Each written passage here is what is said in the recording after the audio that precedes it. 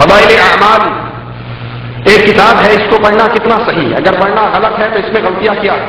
کیونکہ یہ کتاب پڑھنے والے کو اطلاع دی جا سکے۔ اس سوال کا جواب میں خود نہیں دیتا، آپ سے لیتا ہوں۔ ایک کنواں ہے میٹھے پانی کا،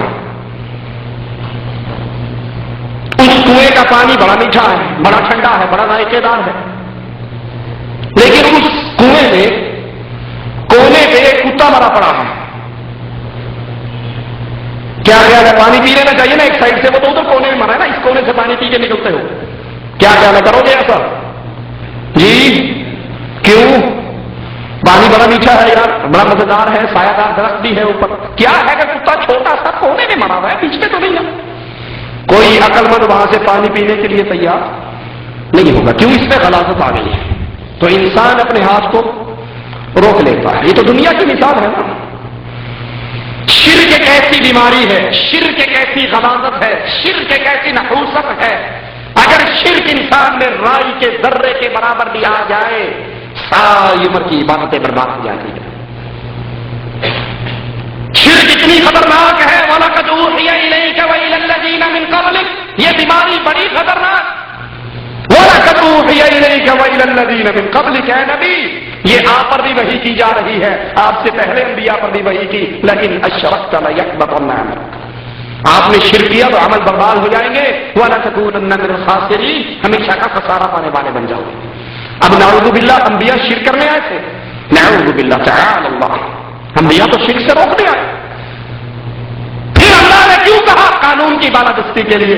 آپ کو اور مجھ کو سمجھ آ جائے جرم اتنا بڑا ہے، اگر تو نبی بھی کرے گا رب نے اس کو معاف نہیں کرنا، میں اور آپ کس بات کی مولی ہے؟ فضائل اعمال، فضائل صدقات، یہ شرکیہ واقعات سے بھری پڑی ہے۔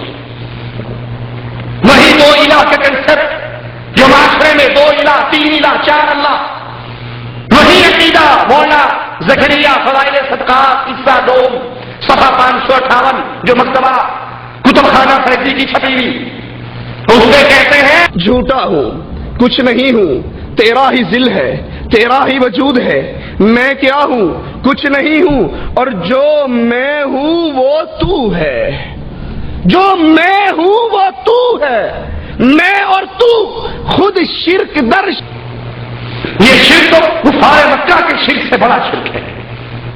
وہ بھی اللہ کو اپنے ساتھ ساجی نہیں بنایا کرتے تھے۔ ہم عبداللہ ہے، وہ اللہ ہے، وہ خالق ہے، مخلوق ہے، وہ رازق ہے، مرزوق ہے، ہم عابد ہیں، وہ معبود ہے۔ وہ کھلاتا ہے تو ہم کھاتے ہیں، وہ پلاتا ہے تو ہم پیتے ہیں، وہ پہناتا ہے تو ہم پہنتے ہیں، وہ سلاتا ہے تو سوتے ہیں، وہ جگاتا ہے تو جاگتے ہیں۔ فرق ہی کوئی نہیں اپنا بندے میں۔ یہ صوفیاء کا وحدت الوجود کا گمراہ ترین عقیدہ فضائل صدقات کے اندر موجود ہے۔ علم غیب جو خالص اللہ کی صفت ہے وہ فضائل اعمال کے اندر موجود ہے۔ وہ بھی ذکریہ صاحب کہتے ہیں، ہمارے قریب کے ایک بزرگ عبدالعزیز دباغ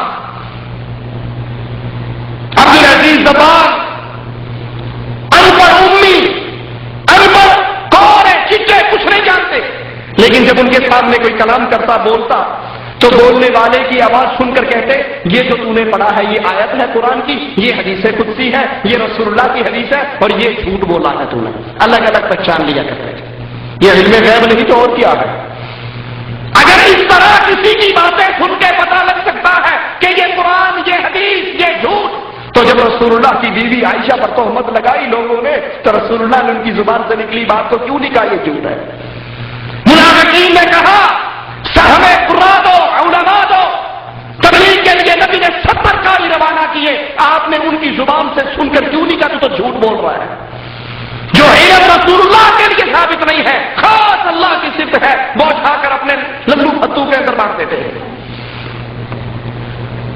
ایک اور مقام پہ لکھتے ہیں، ابو یعقوب سوسی کا واقعہ ہے، ان کے پاس ایک مرید آیا، کہا میں کل ظہر کے وقت مر جاؤں گا۔ قرآن کہتا ہے کسی کو نہیں پتا کون کہاں مرے گا، کب مرے گا، یہ علم کس کے پاس ہے؟ کہا کل ظہر کے وقت مر جاؤں گا۔ ظہر کے وقت آیا، مر گیا، نہلایا دہلایا، کفن دیا، جنازہ پڑھا، قبر میں رکھا، آنکھیں کھول دی۔ جب سنجا کروایا آنکھیں نہیں کھولی، بڑا بے شرم قسم کا آدمی تھا۔ اس ٹائم تو آنکھیں کھولتی، یہ کام خود ہی کر لیتا، کپڑے پھاڑ کے اتارے، آنکھیں نہیں کھولی۔ 4 بندوں نے الٹا پلٹا کر کے غسل دیا, آنکھیں نہیں کھولی, کہا کر لو جو کرنا میں تو پڑھوں. اس کو اٹھا کر کندھے پہ رکھ کر لے جایا گیا, آنکھیں نہیں کھولی, قبر میں اتارا گیا, آنکھیں نہیں کھولی, اندر اتر کے آگے کھولی. ہم نے کہا سردار آپ زندہ ہیں؟ کہا میں زندہ ہوں, اللہ کا ہر عاشق زندہ رہتا ہے. یہ تو ایک مکان سے دوسرے مکان میں انتقال ہے. ایک اور بزرگ آئے, وہ کہنے لگے میں بھی ظہر کے بغیر مر جاؤں گا. وہ بھی مر گئے, نہلایا دہلایا, کفن دیا, قبر میں رکھا, ہنسنے لگے. پھٹے میں رکھا نہ جانے کے لیے ہنسنے لگ گئے. کسی نے گدگدی کر دی ہوگی. کیا سب ڈرانے کے, سب صوفیاء کے قصے ہیں, شرک سے بھری ہوئی کتابیں. کہتے ہیں ہم بزرگ کسی کی قبر پہ گئے, قبر والا خام میں آیا, ہم اونٹ پہ بیٹھ کر گئے تھے, اونٹ والے کے خام میں آئے کہ تم آئے ہو خالی پیٹ جاؤ, اچھی بات نہیں, یہ اونٹ مجھے دے دو, اس کے بدلے میں اوریجنل اصلی اصیل اونٹ گھر میں کھڑا ہے وہ تم لے لو.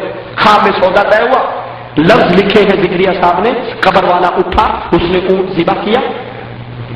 یہ جو اٹھے اونٹ ذبح ہو چکا تھا, کھایا پیا, گوشت بنایا, واپس جا رہے تھے, سامنے سے ایک آدمی آ رہا تھا, تم میں فلاں ابن فلاں کون ہے؟ اس نے کہا اونٹ والے نے میں ہوں, میرے باپ کو کچھ بیچا ہے. کہا خواب کے اندر اونٹ کا سودا ہوا تھا. کہا اس کے بدلے میں یہ اصلی اونٹ تو لے لے.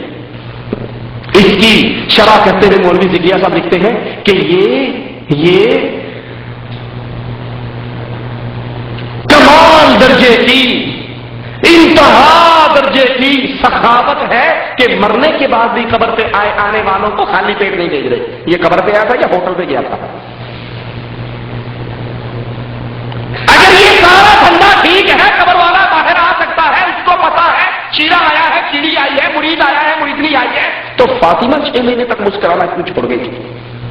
یہ سب کس سے شرک کی دعوت دیتے ہیں, ہر شرک کی طرف سے جاتے ہیں. ایسی کتاب کو پڑھنا جس کے اندر شرکیاں قصے ہو, یہ جرم عظیم ہے. اس کتاب کو پھینک دیجیے اپنے ہاتھ سے. ہاں, اللہ کے قرآن کو ترجمے والے کو لیجیے, اس کا ترجمہ پڑھیے.